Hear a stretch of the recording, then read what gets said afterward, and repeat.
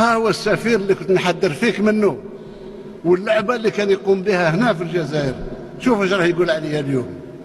Dans mes 2 mandats d'ambassadeur à Alger que vous avez rappelé, j'ai assisté à, je crois, 4 élections algériennes. Et je crois qu'à chaque fois, c'est à peu près le même rituel.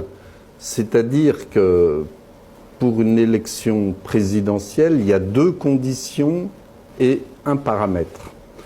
Première condition, c'est d'être choisi et adoubé par l'armée. Et ça a toujours été le cas depuis 1965, hein, depuis Boumedienne, Chadli, Zeroual, Bouteflika en 1999. Donc c'est l'armée qui choisit le candidat qui a les plus grandes chances d'être élu.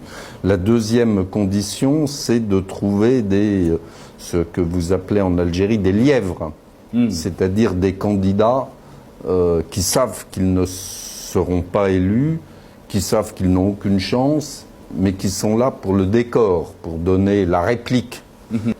Et on voyait sur les télévisions algériennes, on voyait des bureaux de vote qui étaient vides. On voyait des urnes où il y avait 3 ou 4 bulletins de vote. Et on voyait aussi, surtout, toute une série de jeunes gens bien rasés, dont on disait que c'était des militaires qui allaient voter en masse le matin, qui se précipitaient à l'ouverture des bureaux de vote. Donc tout ça fait un peu bizarre, quoi. Voilà.